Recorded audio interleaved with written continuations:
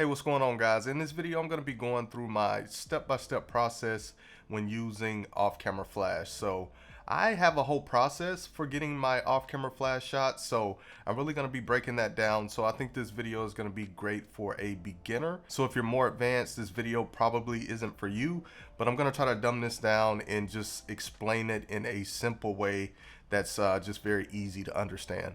All right, so you already know why you're here. You know I'm not gonna waste your time. So let's get straight into it. And if you see me looking off this way, that's because I have my notes over here just because I want to make sure I hit each point. All right, so the first step I take in my process is I'm trying to figure out what look I'm going for. So anytime I'm doing any kind of off-camera flash, that is the first thought that comes in my head. Like, what is the result that I'm trying to get? Like, what type of shot am I trying to create? Am I trying to create a moody type of shot or portrait, a very dramatic portrait? Do I want to keep this photo, more natural looking, so I'm not going to, use a whole bunch of flash? Those are things that are going through my mind. And this is also my first step in this process because that thing right there, what type of look I'm going for, that's going to dictate my camera settings, right? So like I said, if I'm going for like a moody, dramatic type portrait, my ambient light is probably going to be a little bit darker than usual. So that's going to dictate, for the most part, my shutter speed. I'm going to really raise up my shutter speed to achieve that look. So, your settings play a huge role in the look that you're going for. So that's just something to keep in mind.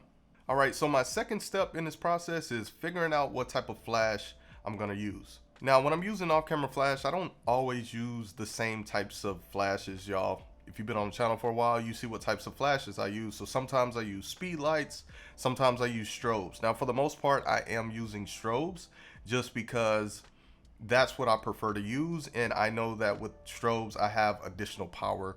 They're more powerful than speed lights. So I feel like they're a little bit more versatile. I can use them in studio. I do a lot of outdoor work. So shooting at high noon and just bright conditions, a strobe is going to come in handy when shooting in those type of conditions.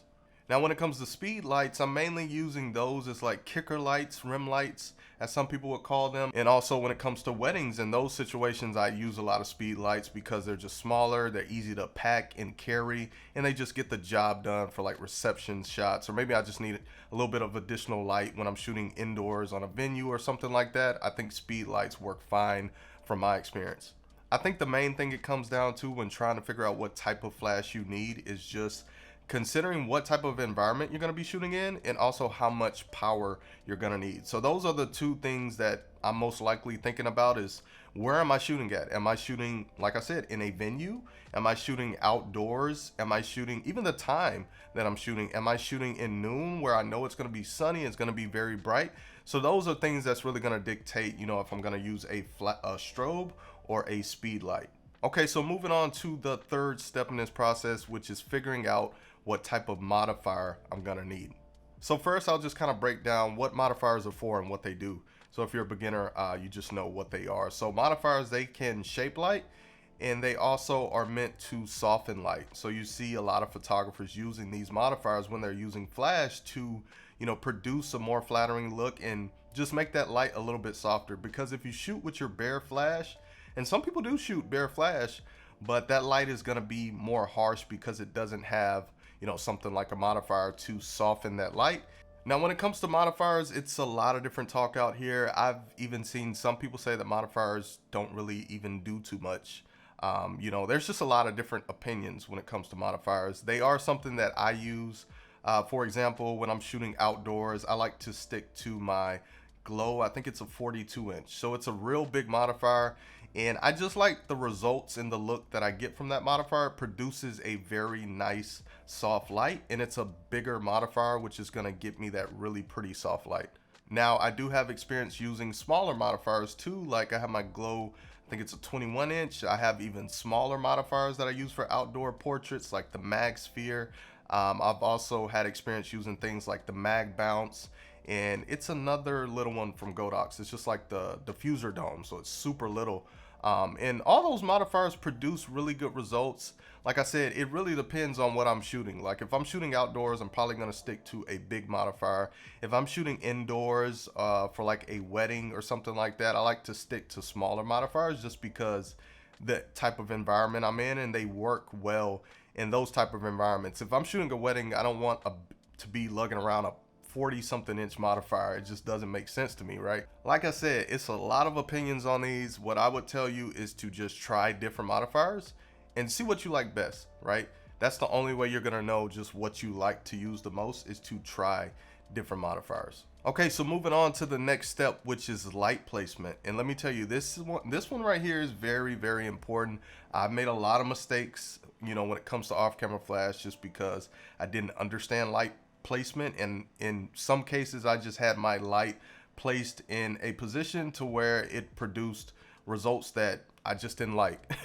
I know when it comes to light placement, a lot of you may be thinking like, this is a common question I get, is like, what distance? Like I see that in lighting groups, people always ask like for BTS, because they want to see like how you have these lights set up. So light placement is a big thing, the distance, how far was the light from the subject, and that really is gonna differ, right? So in most cases, if I'm just shooting up close portraits, right, my light is always, I try to keep it pretty close to my subject. That gets me good results. Now, you may have a situation where you're shooting more wide, so it's like, what do I do in that situation?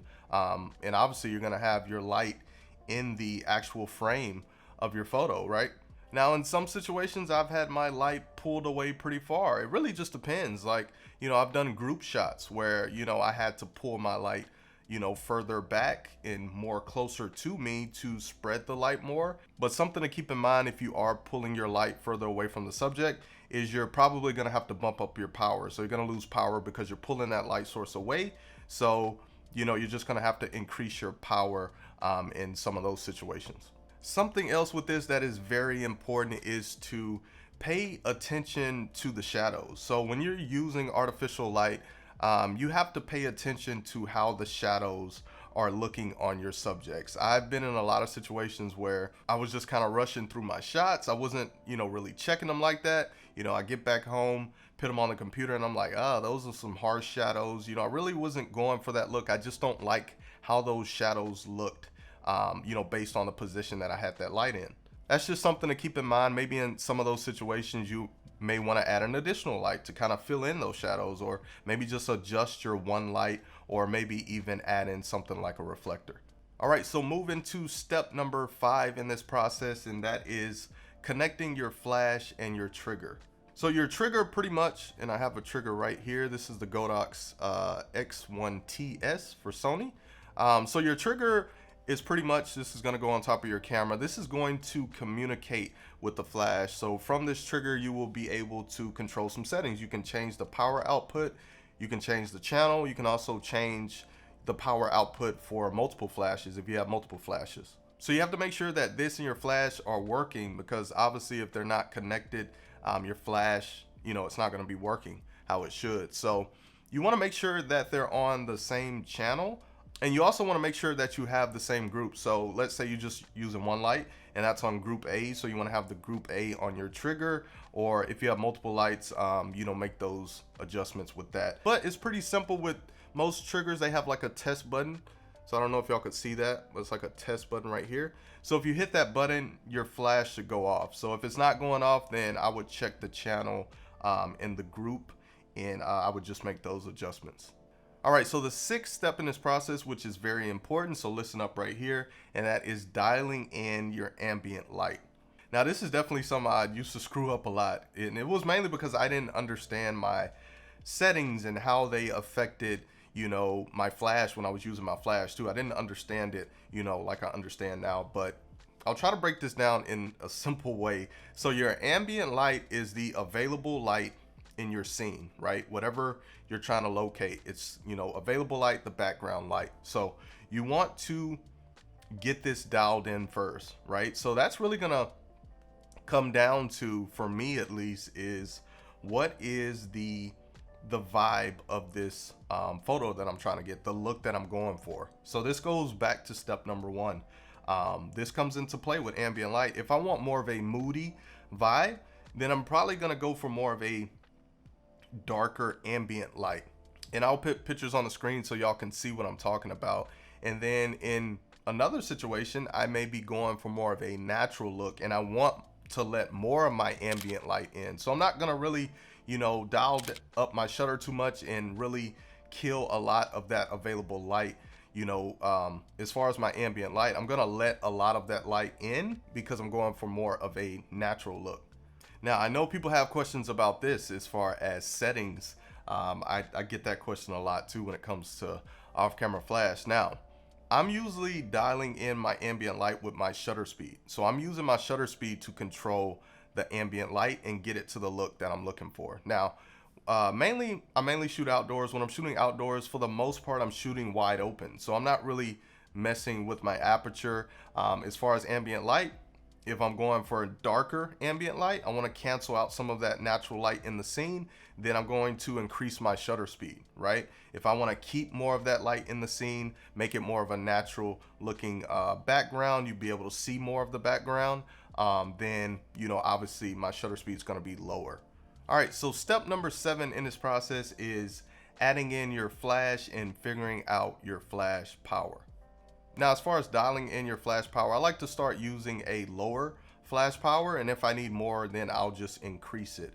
And keep in mind with your flash power, let's say you may see 1-256. That is a lower flash power than 1.1. 1.1 would be full power, so it's kind of the opposite, and that's something that used to confuse me. So hopefully that makes sense to y'all.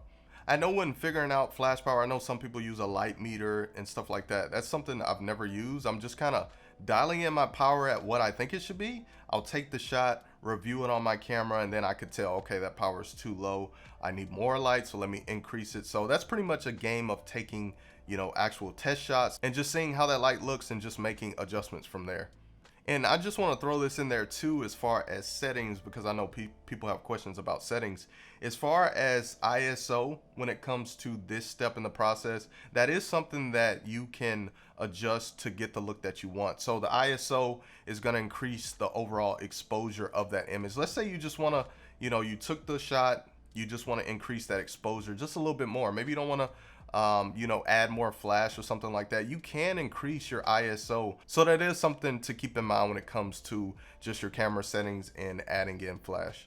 All right, so the last step in this process is pretty much just tweaking and making adjustments. Now, from my experience when it comes to flash photography, it's a lot of experimenting and it's a lot of tweaking, right? So the shots that I get, in a lot of cases, I'm not getting that shot on the first try. Now, I'm more experienced.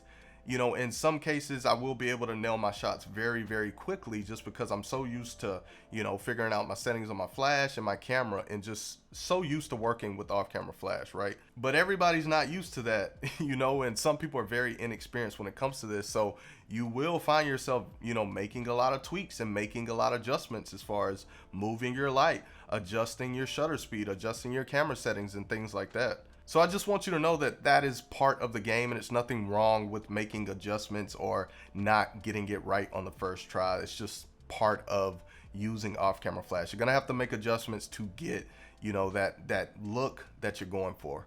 And if you are new to this channel, I talk about flash and off-camera flash a lot, and I actually have a whole series where I break down just a lot of different things when it comes to off-camera flash, how to improve your shots, camera settings, lights, different modifiers, all that stuff. So if you want to learn more about off-camera flash, be sure to check out that series. I'm gonna link it in a card somewhere up top, and I'll also have a link down below in the description.